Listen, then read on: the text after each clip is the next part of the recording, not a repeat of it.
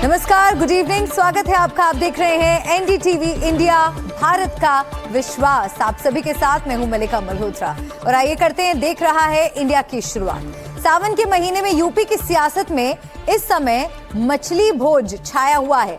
अयोध्या की धरती पर थाली में मछली परोसी गई थी, लेकिन उसकी गंध समूचे उत्तर प्रदेश के सियासी गलियारों में फैल गई। मछली भोज पर वार पलटवार हो रहा है और इस पूरे वार पलटवार की शुरुआत बीजेपी ने की और निशाने पर कांग्रेस है। बीजेपी मछली भोज को सनातन के अपमान से जोड़ रही है, तो कांग्रेस उसी भोज पर उठे सवालों को निषाद समाज के खिलाफ बीजेपी की सोच से जोड़ रही है।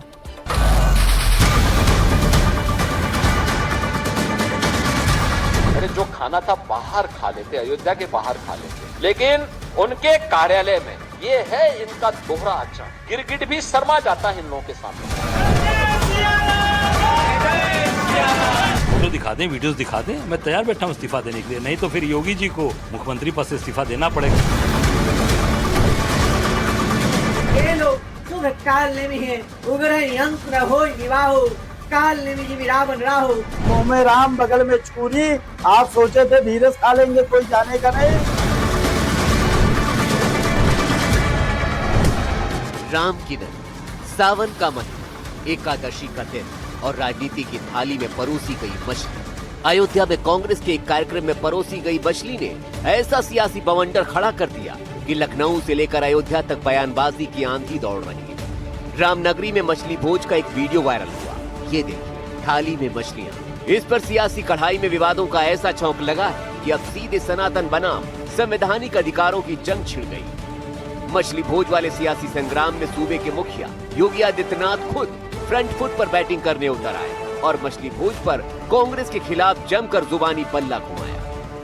कल कांग्रेस के प्रदेश अध्यक्ष का आपने आचरण देखा होगा। हनुमानगढ़ी में दर्शन करने जाते हैं और बाहर जाकर के मछली का दावत उड़ाते हैं, ये राम राम चिल्लाते हैं। बेशर्मी की भी एक सीमा होती है। किसने कहा था फिर मंदिर जाने के लिए? अरे जो खाना था बाहर खा लेते, अयोध्या के बाहर खा लेते, लेकिन उनके कार्यालय में ये है इनका दोहरा आचरण। गिरगिट भी शर्मा जाता है इन लोगों के सामने। तो मसला सिर्फ कांग्रेस पर आरोप का नहीं है, मसला सनातन के अपमान और दोहरे आचरण का भी था। लिहाजा कुछ देर की चुप्पी के बाद यूपी कांग्रेस के अध्यक्ष अजय राय खुद सामने आए, जो इस पूरे विवाद के केंद्र बिंदु है, जिन पर बीजेपी सनातनी अपमान के आरोप कर रही है। अजय राय ने इसे निषाद समाज का अपमान बताते हुए मछली भोज करने के आरोपों की पुष्टि करने का चैलेंज कर डाला। निषाद समाज का तो भोजन ही है मछली। वो उनको पकड़ते हैं, बेचते हैं, उनको शुभ काम में भी, शादी विवाह में, हर जगह उसका इस्तेमाल करते हैं। तो निश्चित तौर से हम लोग वहाँ गए और वहाँ से हम लोग वापस आए। बाद में पता चला कि उन्होंने अपना कार्यक्रम रखा था और अपने समाज के लिए रखा था। निषाद समाज निश्चित तौर से मछली और उनका इनके साथ जुड़ाव। मैं इतना ही कहना चाहूँ, मुख्यमंत्री जी ये बात कह रहे हैं, साबित करें, फोटो दिखा दें, वीडियोस दिखा दें, मैं तैयार बैठा हूं इस्तीफा देने के लिए। नहीं तो फिर योगी जी को मुख्यमंत्री पद से इस्तीफा देना पड़ेगा अगर प्रमाणित नहीं कर पाएंगे। बात निकली तो फिर दूर तलक पहुंची। योगी आदित्यनाथ सरकार की पूरी ब्रिगेड अजय राय पर सावन में मछली भात खाने के आरोपों को लेकर जुबानी तोपे लेकर फायरिंग करने उतर आई। देखिए, बहुत ही दुखद है। अयोध्या धाम हमारा जब पवित्र धाम है, प्रभु रामलला का धाम है, और वहां पर इस प्रकार का भोज करना, वो भी सावन के महीने में, ये कांग्रेस की संस्कृति को दर्शाता है। सावन के महीने में अगर मछली भोज हो रहा है तो ये अतिशयोक्ति है। अब कांग्रेस कुछ भी करती है उसको अच्छा लगता है। कांग्रेस के लोग जो है हर चीज के माहिर है। ये कांग्रेस नॉन इशू को इशू बनाती है, इशू को नॉन इशू बनाती है। इशू क्या है इस समय कि निषाद क्यों गरीब है, क्यों झोपड़ी में है, क्यों बर्बाद है, क्यों अशिक्षित है, किसने छीना इनकी जमीन जायदाद, ये इशू है। क्या इनका रिजर्वेशन कहाँ गया, इस पर चर्चा होना है। ये कांग्रेस जाल फेंक कर निषादों को मछली खिला के फंसाना चाहती, जो फंसने वाले नहीं। जवाब में कांग्रेस कह रही है, असल मुद्दों से भटकाने के लिए ऐसी बचकानी हरकतें हो रही है। निषाद जी जो बीजेपी से कांग्रेस में आए, अब उनकी संस्कृति में है, उनके खान पान की उसमें है पद्धति में कि मांस भात खाते हैं। नागपुर वालों को लगता है कि नहीं खाना चाहिए। हमारे अजय राय जी तो वैसे भी वेजिटेरियन है, छोड़िए उनकी बात, छोड़िए, नहीं भी होते वेजिटेरियन तो क्या उसमें गलत। इतने बचकाने और मूर्ख विवाद क्यों लाए जाते हैं? क्या इस देश को ये लोग वाकई मूर्ख समझते हैं? सरकार दूसरे के खाने पर तीखा हमला करने लगती है। जब उनके नेता मछली खाते हैं, उनके नेता पवित्र दिनों में मांस मछली खाते नजर आते हैं, तो भारतीय जनता पार्टी मौन हो जाती है। पूरे विवाद की जड़ को समझिए। कांग्रेस नेता रामनिहाल निषाद ने अयोध्या में प्रदेश अध्यक्ष अजय राय, प्रदेश प्रभारी और अन्य वरिष्ठ नेताओं के सम्मान में एक भोज रखा था। हनुमानगढ़ी में मत्था टेकने के बाद कांग्रेसी नेता यहां पहुंचे। अब बीजेपी कह रही कि सावन में अजय राय हनुमानगढ़ी जाने के बाद मछली खाने पहुंच गए। विवाद बढ़ा तो मछली भोज का आयोजन करने वाले कांग्रेस नेता राम निषाद मछली खाने के सवाल पर भड़क गए। इसका क्या उचित है? भोजन पर भी आप पूछोगे, आप मेरे उसको कमेंट मत करो।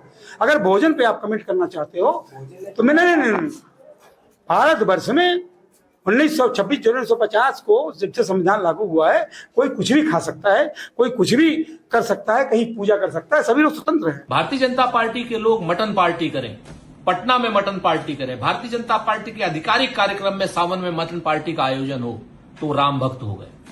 और निषाद जो खाने में जिनका मुख्य भोजन मछली है, वो मछली खाएं तो रामद्रोही हो गए। निषाद राज को आप ना रामद्रोही कहेंगे, भगवान श्री राम के दोस्त को आप रामद्रोही कहेंगे, उनके वंशजों को आप रामद्रोही कहेंगे। भारतीय जनता पार्टी को इस दोगलेपन की सजा निषाद समाज देगा। लेकिन मछली भोज वाले विवाद का तड़का लगा तो उसकी गंध से साधु संत भी बौखलाए नजर आए। ये लोग शुभ काल नेमि है, उग्र यंत्र हो निवाहो, काल नेमि जिमि रावण राहो। ये लोग सिर्फ सोची मानसिकता को प्रदर्शित करने का काम करते हैं, सनातन संस्कृति को ध्वंस करने का काम करते हैं। शर्म आती है। कांग्रेस पार्टी में जो भी लोग हैं और जो भी नेता है, वो सनातन के कितने बड़े द्रोही है, ये सामने आ जाता है। मुंह में राम बगल में छुरी। आप सोचे थे धीरज खा लेंगे, कोई जानेगा नहीं। सवाल सिर्फ एक थाली या भोज का नहीं है, सवाल उस सियासी टाइमिंग का भी है जो आस्था के केंद्र से उठकर अब वोट बैंक की राजनीति के गलियारों में तैर रही है। क्या ये वाकई परंपरा का सम्मान था या फिर आस्था के नाम पर सियासी दांव? अजय दुबे के साथ bureau report, NDTV India.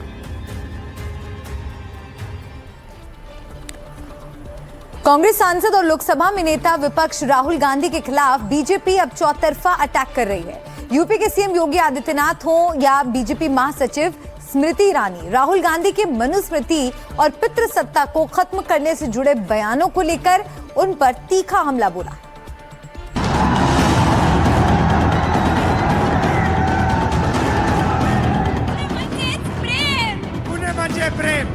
Love you all, thank you.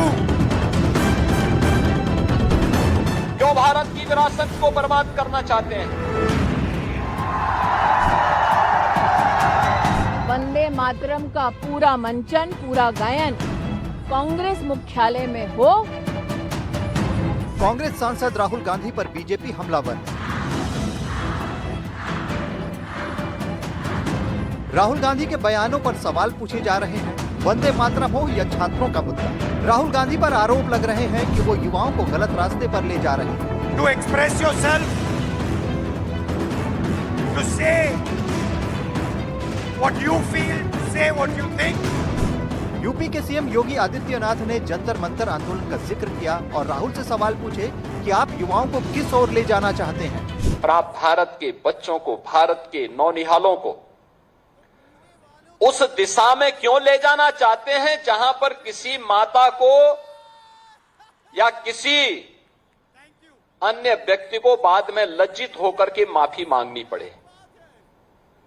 आपने देखा होगा जंतर मंतर में अभी एक बेटी ने प्रधानमंत्री जी मोदी जी के प्रति किस प्रकार की अभद्र भाषा का प्रयोग किया था, और बाद में उस बेटी की मां, वह बेटी भी अपने शब्दों को वापस लेती है, माफी मांगती है। उसकी माता पिता ने भी इस बात को स्वीकार किया कि उनकी बेटी ने गलत बोला है। आप क्यों अर्बन नक्सलियों के हाथों भारत की वर्तमान पीढ़ी के भविष्य को खराब करना चाहते हैं? क्यों भारत की विरासत को बर्बाद करना चाहते हैं? क्यों भारत के भविष्य के साथ खिलवाड़ करना चाहते हैं? जिम्मेदार नेता प्रतिपक्ष के रूप में अपनी सकारात्मक भूमिका की अपेक्षा देश रखता था। लेकिन आपने उन भूमिकाओं को भी बर्बाद कर दिया, समाप्त कर दिया है। इससे पहले रविवार को बीजेपी महासचिव स्मृति ईरानी ने राहुल गांधी पर निशाना साधा था। राहुल गांधी ने शनिवार को पुणे में अपने छात्रों की गूंज कार्यक्रम में छात्राओं से बातचीत की थी। उन्होंने छात्राओं से पितृसत्ता को खत्म करने की अपील की थी और कथित मनुस्मृति वाली सोच पर हमला बोला था। राहुल से स्मृति ईरानी ने कहा कि महिला आरक्षण लागू होने दें और पूरा वंदे मातरम भी गाएं। क्योंकि कांग्रेस पार्टी के एक अहम नेता ने महिलाओं और महिलाओं के नेतृत्व के समर्थन की बात की है, मैं उनसे कहना चाहती हूँ विनम्रता पूर्वक, कृपया प्रधानमंत्री जी की इस मुहिम को कि देश की महिलाओं को संसद में नेतृत्व करने के लिए 33% आरक्षण का बिल त्वरित रूप से लागू हो, इस प्रयास में प्रधानमंत्री जी का सहयोग करें। वंदे मातरम का पूरा मंचन, पूरा गायन कांग्रेस मुख्यालय में हो, ताकि महिलाओं के प्रति जो उन्होंने रुचि और रुझान दिखाया है उसको वो कांग्रेस मुख्यालय और संसद में प्रधानमंत्री मोदी के 33% महिला आरक्षण बिल को त्वरित रूप से लागू करने के संकल्प के माध्यम से, जो उन्होंने कहा कल अपने कार्यक्रम में, कांग्रेस के नेता अपने शब्दों को आकार दे सकते हैं, नरेंद्र मोदी के इस संकल्प को अपना सहयोग दे सकते हैं। बीजेपी लगातार राहुल के रवैये पर सवाल उठाती रही है। बीजेपी आरोप लगाती है कि संसद में जब चर्चा होने लगती है तो राहुल आते ही नहीं है। महिलाओं के मुद्दे पर राहुल बयान देते रहते हैं, लेकिन संसद में महिला आरक्षण बिल पास नहीं होने देते। महिलाओं को अधिकारिता देने का सबसे क्रांतिकारी कदम महिला आरक्षण बिल है, जिसको राहुल गांधी विरोध कर रहे हैं, जिसके खिलाफ वोट कर रहे हैं। महिलाओं को अधिकार देना नहीं चाहते। मैं ऐसा मानता हूं, खाने के दांत अलग है, दिखाने के दांत अलग है। मैं आपको एक कहना चाहता हूं, राहुल गांधी के ऊपर प्रश्न करना ही बेकार की बात है, क्योंकि ये तो कुछ समझते नहीं है। कुछ कोई लिख के देते हैं, वो दो तीन कार्यक्रम जैसे हम लोग अटेंड करते हैं वो भी अटेंड करते हैं। अगर पेज इधर उधर होता है तो वो वही इस कार्यक्रम का उस कार्यक्रम और उस कार्यक्रम का इस कार्यक्रम का पढ़ते हैं। उनके बारे में क्या बात करना है। बीजेपी के कई बड़े नेता लगातार राहुल गांधी को निशाने पर ले रहे हैं। देखना यह है कि राहुल उठ रहे सवालों का जवाब कैसे देते हैं। Bureau report, NDTV India. Actress और बीजेपी सांसद कंगना रनौत अक्सर किसी के साथ जुबानी जंग में घिरी नजर आ रही हैं। हाल ही में योग गुरु रामदेव के साथ जेंजी को लेकर बयानबाजी हुई। अब कंगना की ताजा जुबानी जंग हुई है बॉलीवुड एक्ट्रेस तापसी पन्नू के साथ। जानकारी के मुताबिक कंगना ने तापसी पन्नू पर जो वार किया, उस पर तापसी पन्नू ने न सिर्फ 2 शब्दों में बड़ा वार किया, लेकिन क्यों, देखिए इस रिपोर्ट में।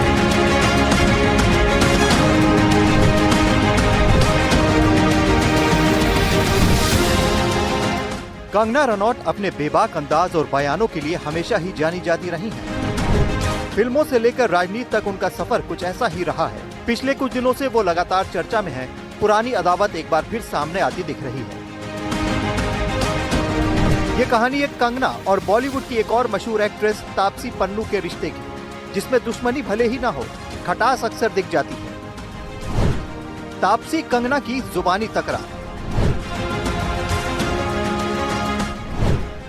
सस्ती कॉपी वर्सेस हैंड्स प्रूफ। जानकारी के मुताबिक दोनों के बीच इस अदावत की नई पटकथा शनिवार 22 अगस्त को लिखी गई। कंगना ने इंस्टाग्राम पर 2 स्टोरीज पोस्ट की। बिना किसी का नाम लिए कंगना ने लिखा, एक सस्ती कॉपी अपनी आने वाली बी ग्रेड फिल्म के साथ घूम रही है, लेकिन हमेशा की तरह मीडिया के सामने उनके पास बात करने के लिए सिर्फ कंगना रनौत का नाम है। आज उन्होंने बेशर्मी से मेरी परवरिश और माता पिता का मजाक उड़ाते हुए सारी हदें पार कर दी। मेरा मानना है कि हर माता पिता अपने बच्चों के लिए अपनी तरफ से पूरी कोशिश करते हैं। मैं कभी किसी बहस में किसी के माता पिता को नहीं घसीटती, लेकिन आज मैं उनके माता पिता से भी पूछना चाहती हूँ कि वो मेरे माता पिता की तरह कोई ओरिजिनल इंसान क्यों नहीं पैदा कर पाए, ऐसी सस्ती कॉपी क्यों। आपकी कोशिशों के लिए सच में दुख होता है। कंगना ने किसी का नाम नहीं लिया, बाद में ये पोस्ट भी डिलीट कर दी, लेकिन माना जा रहा है कि उन्होंने ये तापसी के लिए लिखा था। ऐसा क्यों, समझ लीजिए। तापसी अपनी आने वाली फिल्म का प्रमोशन कर रही हैं। हाल ही में एक इंटरव्यू में कंगना के साथ अपने झगड़े के बारे में बात की और दोहराया कि वो उनसे कभी नहीं मिली है। तापसी ने कहा कि कंगना के बारे में मेरी राय, मेरी परवरिश और मेरे बात करने के तरीके चीजों को देखने के मेरे नजरिए को दिखाती है और उनकी राय उनकी अपनी है। इसलिए मुझे लगता है कि ये सबके लिए ये देखने और तय करने के लिए काफी है कि कौन कहां से आया है। इसी इंटरव्यू के बाद ही शनिवार को कंगना का पोस्ट आया था, इसलिए माना जा रहा है कि कंगना का ये पोस्ट तापसी के लिए ही था। लेकिन मामला तब आगे बढ़ा जब तापसी ने बिना नाम लिए रविवार को 2 शब्दों का एक इंस्टाग्राम पोस्ट किया। इस पोस्ट में लिखा था हेंस प्रूफ, यानी अब ये साबित है। वैसे कंगना और तापसी के बीच ऐसा रिश्ता आज नहीं बना है। 7-8 साल से ही दोनों के बीच कुछ ऐसी ही अदावत दिख रही है, जिसकी शुरुआत एक तरह से साल 2019 में हुई थी। जुलाई 2019 में तापसी पन्नू ने कंगना रनौत की फिल्म जजमेंटल है क्या के प्रचार पोस्टर और वीडियो की सराहना करते हुए एक डिजिटल पोस्ट लिखा था, लेकिन कहीं भी कंगना का नाम या उनकी तारीफ नहीं की। कंगना की बहन रंगोली ने आरोप लगाया कि तापसी हमेशा कंगना की कॉपी करती हैं, तापसी के लिए सस्ती कॉपी शब्द का इस्तेमाल किया। इसी तरह साल 2020 में अभिनेता सुशांत सिंह राजपूत के निधन के बाद हिंदी फिल्म उद्योग में भाई भतीजावाद और बाहरी कलाकारों के साथ होने वाले व्यवहार को लेकर लंबी बहस छिड़ गई थी। कंगना ने एक इंटरव्यू में तापसी पन्नू और कुछ दूसरे कलाकारों पर बड़े बैनरों का पक्ष लेने के आरोप लगाए। कंगना ने उन्हें बी ग्रेड कलाकार और जरूरतमंद बाहरी करार दिया।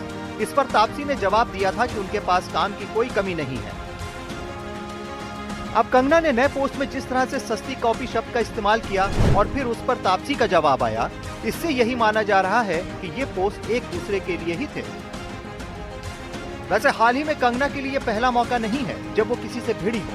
योग गुरु बाबा रामदेव के साथ उनकी जुबानी जंग सबने देखी। दरअसल जब जेनजी का आंदोलन चालू हुआ था, उस समय कंगना ने जनरेशन गटर शब्द का इस्तेमाल किया था। उनकी काफी आलोचना भी हुई थी। रामदेव ने कंगना के क्वालिफिकेशन पर सवाल उठाए, बचपन जवानी कैसी रही इस पर सवाल उठाए, साथ ही बिगड़े दिमाग की निशानी जैसी बात कही। इस पर कंगना ने इंस्टाग्राम स्टोरी पर एक लंबा चौड़ा पोस्ट लिखकर बाबा रामदेव के ऊपर ही सवाल उठा दिए। कंगना ने लिखा, बाबा जी मेरी जवानी या बेडरूम के बारे में दिन में सपने मत देखिए। कंगना ने फर्जी मेडिकल दावों और सुप्रीम कोर्ट की फटकार का जिक्र किया और साथ ही अपने बारे में कहा कि यहाँ कोई धोखाधड़ी नहीं है। इस बारे में जब रामदेव से पूछा गया तो उन्होंने कहा कि वो ऐसे लोगों के बारे में बात नहीं करना चाहते। इन लोगों का अभी क्या बोलूं, मैं विवाद को बढ़ावा नहीं देना चाहता। स्वामी रामदेव क्या है ये देश जानता है, स्वामी रामदेव का योगदान क्या है ये देश जानता है। इसलिए मैं ओछे लोगों के बारे में कोई टिप्पणी नहीं करना चाहता। वैसे इससे पहले कंगना अपने जमाने की मशहूर एक्ट्रेस शर्मिला टैगोर से भिड़ गई थी। एक इंटरव्यू में शर्मिला टैगोर ने वंदे मातरम विवाद पर कहा था कि जो लोग एक ईश्वर को मानते हैं उनके लिए इस गीत के कुछ हिस्सों को स्वीकार करना मुश्किल हो सकता है। इस पर कंगना ने पोस्ट लिखा था कि उन्हें हैरानी है कि कला और कविता पर सोच इतनी सीमित और बनावटी कैसे हो सकती है। कंगना मशहूर अदाकार नसीरुद्दीन शाह से भी भिड़ गई थी। जंतर मंतर पर छात्रों के प्रदर्शन पर बड़े कलाकारों की चुप्पी पर नसीरुद्दीन शाह ने एक पुरानी कहावत का जिक्र करते हुए कहा था कि जिसके मुंह में हड्डी होती है वो कुत्ता भौंक नहीं सकता। लेकिन जब झारखंड में प्रदर्शन चालू हुए तो कंगना ने नसीरुद्दीन शाह से पूछा कि वो अब चुप क्यों हैं। कंगना ने इंस्टाग्राम पोस्ट में ये भी लिखा था कि नसीर साहब खाते तो इस देश का हैं, लेकिन लड़ते पड़ोसी देश के लिए हैं। अब कंगना फिर चर्चा में है। इस बार तापसी पन्नू के साथ उनकी अदावत का नया चैप्टर सोशल मीडिया पर दिखा।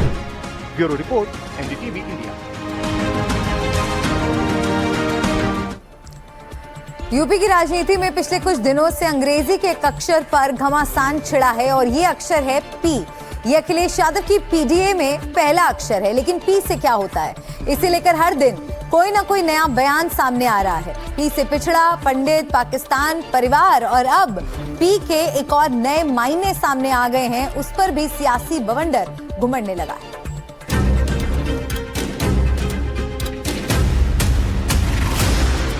यूपी के चुनावों में राजनीतिक मुद्दों के साथ साथ अब अक्षरों के फुल फॉर्म और उस अक्षर से क्या बनता है इस पर भी बयानबाजी तेज हो गई है। समाजवादी पार्टी के पीडीए यानी पिछड़ा, दलित, अल्पसंख्यक फॉर्मूले में पी अक्षर की बदलती परिभाषाओं और उस पर मुख्यमंत्री योगी आदित्यनाथ और अखिलेश यादव के बीच तीखी बयानबाजी जारी है। अलग अलग बातों से जुड़ने के बाद पी अब प्रोटेस्ट यानी प्रदर्शन से भी जुड़ गया है। समाजवादी पार्टी के अध्यक्ष अखिलेश यादव ने एक्स पर एक पोस्ट लिखा कि गांव गोद लेने की बात करने वालों के बुरे दिन आ गए हैं। वो अब अपने ही खिलाफ हो रहे प्रोटेस्ट के आंदोलनकारियों को गोद लेने पर मजबूर हैं। मुख्यमंत्री जी के सूचनार्थ ज्ञानार्थ पी से प्रोटेस्ट भी होता है। अखिलेश ने एक वीडियो भी शेयर किया था जिसमें पुलिसकर्मी प्रदर्शन कर रहे छात्र छात्राओं को ले जाते दिख रहे हैं। अखिलेश ने इशारा किया कि पी से प्रोटेस्ट भी होता है। अखिलेश के पीडीए की फुल फॉर्म क्या है, इसे लेकर कई सवाल बीजेपी उठाती रही है। बीजेपी का आरोप है कि ये कभी पिछड़ा हो जाता है, कभी पीड़ित, कभी पंडित। मुख्यमंत्री योगी आदित्यनाथ ने पी को पाकिस्तान से जोड़ दिया था, तो अखिलेश ने बीजेपी के पी में पाकिस्तान को जोड़ दिया। क्रिकेट की तरह रंग बदलने वाले लोग कैसे परिभाषा करते हैं। पी की परिभाषा पहले पिछड़े से, फिर पी की परिभाषा पंडित से, और आप देखना एक दिन वे पी की परिभाषा पाकिस्तान से भी कर देंगे। मेरे साथी ने जो पूछा है कि पी का मतलब पाकिस्तान, अगर मैं यूं कहूं बीजेपी भाग जा पाकिस्तान, या यूं कहूं कि भाग जाओ पाकिस्तान, पीडीए से घबराए हुए हैं, इसीलिए पीडीए की परिभाषाएं बदल रहे हैं। वो पी से पाकिस्तान के अलावा पी से परिवार भी हुआ। बीते शनिवार 22 अगस्त को एक प्रेस कॉन्फ्रेंस के दौरान परिवारवाद के सवाल पर अखिलेश ने जवाब दिया, जिस पर सीएम योगी ने पलटवार किया। कई दल टूट गए, कभी सोचा आपने समाजवादी पार्टी क्यों नहीं टूटी? क्योंकि उसमें 5 सांसद एक ही परिवार के थे, और हमारे कई मुस्लिम सांसद थे, तो कितने हो गए, और कुछ पक्के समाजवादी थे। और राहुल गांधी के ही संस्कारों में रंगे हुए समाजवादी पार्टी के बबुआ का भी एक बयान परसों आया है। कहते हैं समाजवादी पार्टी इसलिए नहीं टूटी क्योंकि हम तो एक ही परिवार के 5 सांसद हैं, यानी एक ही परिवार, यानी वे मानते हैं बाकी जितने सांसद उनके हैं वे सभी किसी लायक नहीं है, केवल एक परिवार के लोग ही सांसद हैं, इसलिए समाजवादी पार्टी बनी है।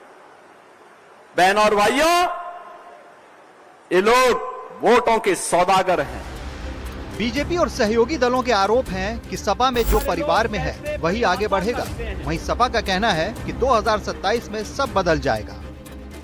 आज खुद अखिलेश जी ने बयान दिया कि हम एमओआई फैक्टर पे ही काम करते हैं और अपने परिवार के लोगों को ही सांसद, विधायक, एमएलसी सब कुछ बनाते हैं, जिसकी वजह से सपा अपने आप में दिख रही है। बोलते हैं और फालतू की बातें करते हैं, काम कुछ नहीं करते हैं, और हम लोग 2027 में सरकार बनाने जा रहे हैं। बात पीडीए की करें तो अखिलेश यादव ने 2024 के लोकसभा चुनावों से पहले इस फॉर्मूले की नींव रखी थी। पीडीए का मुख्य अर्थ पिछड़ा, दलित, अल्पसंख्यक बताया। उनका मुख्य ध्यान ओबीसी, अनुसूचित जातियों और मुस्लिम मतदाताओं को एकजुट करने पर था। अगस्त 2026 में समाजवादी नेता जनेश्वर मिश्र की जयंती पर आयोजित प्रबुद्ध वर्ग सम्मेलन में अखिलेश यादव ने पी से पंडित को भी जोड़ा। अखिलेश ने कहा कि पीडीए में पीडी का मतलब पंडित भी होता है। इसके बाद पी से पीड़ित और प्रेम भी जुड़ा। फिलहाल अखिलेश ने पी को प्रोटेस्ट से भी जोड़ दिया है। देखना यह है कि यूपी के चुनावी रण में पी और क्या क्या रंग दिखाने वाला है। लखनऊ में रणवीर सिंह के साथ अजय दुबे, एनडीटीवी इंडिया। और इसी के साथ यहाँ पर एक ब्रेक का वक्त हो गया है, लेकिन ब्रेक के बाद आपको दिखाएंगे हरियाणा के कुरुक्षेत्र से एक पत्नी की रूह कपा देने वाली करतूत। पति की किडनी, लिवर चीर डाला। पूरी खबर एक छोटे से ब्रेक के बाद। ब्रेक पर जाने से पहले देखते हैं इस वक्त की हेडलाइन। ब्रेक के बाद एक बार फिर से आपका स्वागत है। आइए खबरों में बढ़ते हैं आगे। कहते हैं कि रिश्ते विश्वास की डोर से बंधे होते हैं, और जब बात पति पत्नी के रिश्ते की हो तो ये डोर 7 फेरों और 7 जन्मों के वादों से जुड़ती है।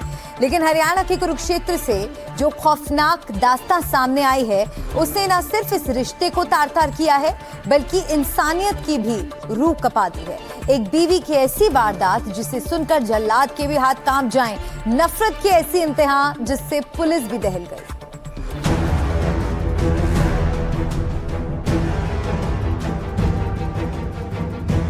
खून से लथपथ कमरा, फर्श पर बिखरा हुआ इंसान का जिस्म और चारों तरफ सिर्फ और सिर्फ हैवानियत की बू। मंजर इतना खौफनाक कि पुलिस वालों को भी चक्कर आने लगे। हरियाणा के कुरुक्षेत्र में एक बीवी ने अपने ही पति के साथ वो सलूक किया जिसकी मिसाल शायद ही कहीं नहीं। 40 साल के राजेश के शरीर पर उसी की बीवी ने चाकू से ऐसा हमला किया कि पूरा पेट सीने से लेकर नीचे प्राइवेट पार्ट तक करीब 35 सेंटीमीटर तक पूरी तरह फट गया। वो डरावना मंजर हम आपको नहीं दिखा सकते, लेकिन उस हैवान बीवी की दरिंदगी आपको जरूर बताएंगे। राजेश की सांसें थम चुकी थी, शरीर से आते बाहर आ चुकी थी, लेकिन उस जल्लाद औरत के सिर पर खून इस कदर सवार था कि वो जमीन पर बिखरी आंतों को एक बोरी में समेट रही थी, बिल्कुल वैसे ही जैसे कोई कचरा समेटता है। जब इस खौफनाक वारदात के बाद राजेश की लाश पोस्टमार्टम टेबल पर पहुंची तो डॉक्टर्स की आंखें भी फटी की फटी रह गई। जांच में पता चला कि चाकुओं के वार इतने गहरे और नफरत भरे थे कि शरीर के अंग बुरी तरह क्षत विक्षत हो चुके थे। और सबसे चौंकाने वाली बात, मृतक का करीब आधा लीवर और दाईं ओर की किडनी शरीर के अंदर मौजूद ही नहीं थी। सवाल उठता है कि आखिर अंग कहां गए? क्या उन्हें फेंक दिया गया या फिर इस खूनी खेल के पीछे कोई और गहरा राज छुपा हुआ है? अब आपको बताते हैं कि आखिर ये जल्लाद बीवी जिसका नाम विमला है, उसकी इस खौफनाक हरकत का पर्दाफाश कैसे हुआ। शाम के करीब 5 बजे कुरुक्षेत्र के पिहोवा रोड पर राज पैलेस के पास बने इस मकान से अचानक तेज चीखने की आवाजें आने लगी।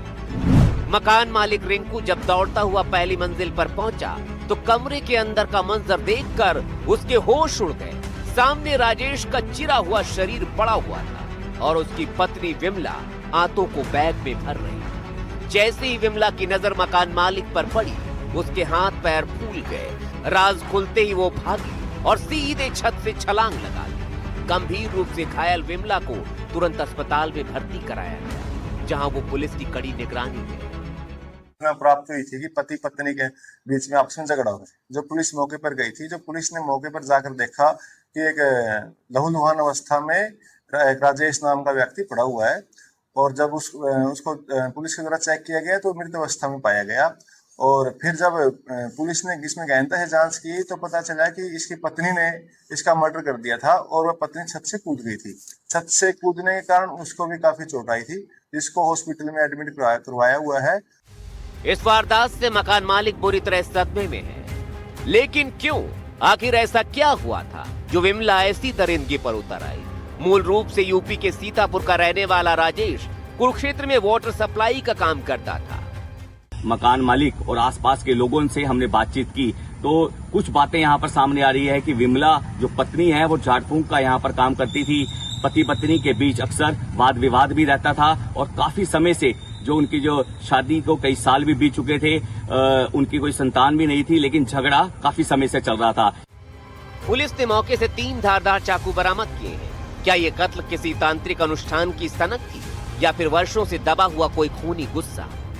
प्लस पता तो उसको शामिल जांच करके मुकदमे में इन्वेस्टिगेशन के दौरान से पूछताछ की जाएगी। पुलिस जरूरत पड़े तो पुलिस मान्य अदालत से पुलिस रिमांड पर भी लिया जाएगा और फिर हम बता सकते हैं कि इसका मर्डर का कारण क्या था।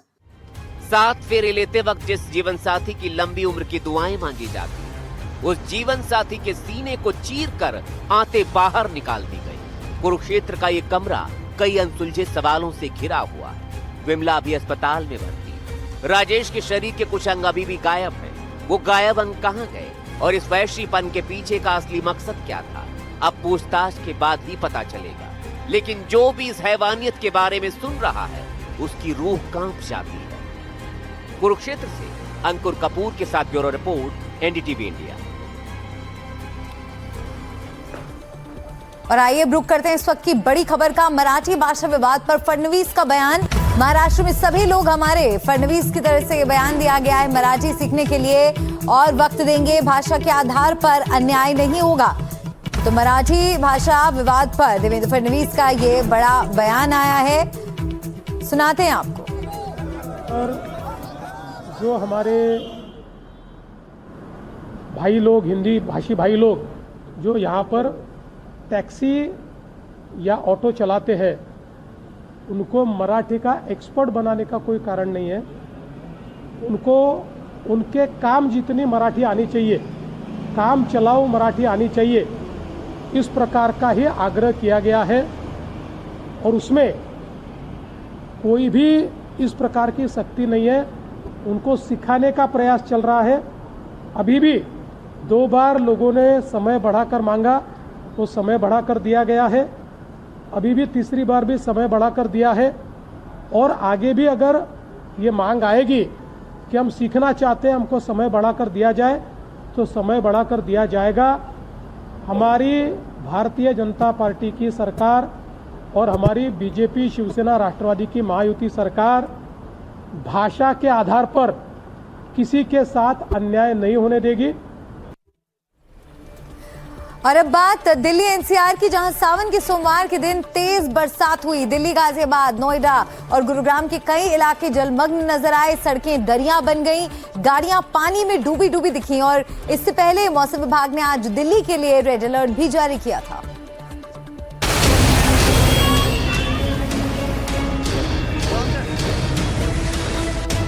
दिल्ली, नोएडा, गाजियाबाद।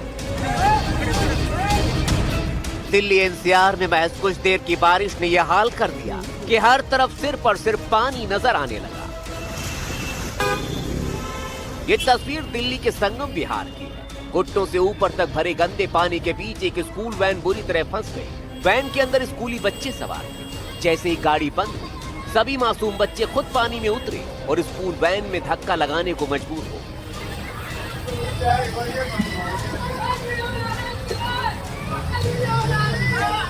अब क्या कर सकते हैं, सरकार बस वोट मांगती है, वोट के लिए करती है, और बाकी जो वादे करती है वो करती ही नहीं है। अभी आप खुद ही देख लो कैसी हालत है। यहाँ पे 4 बूंद गिरी होती है, यहाँ पे इतना पानी भर जाता है। वो इलाका है जो लगातार संगम विहार से महरौली की तरफ जाता है, लेकिन किस तरह से आम लोग लगातार यहाँ पे परेशान है। स्कूल की बस जो है वो आपको दिख रही होगी। तमाम जो स्कूल के बच्चे हैं उस बस में आप नजर आ रहे होंगे।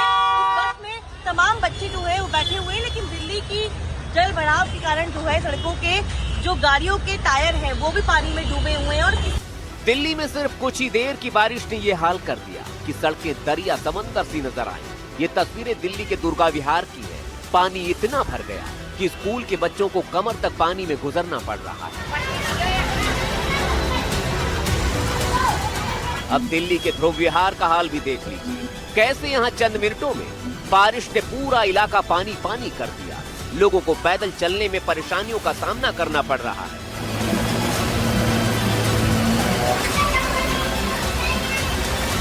संगम विहार में भी कुछ इसी तरह के हालात दिखे। तेज बारिश के बाद भारी जल जमाव हो गया।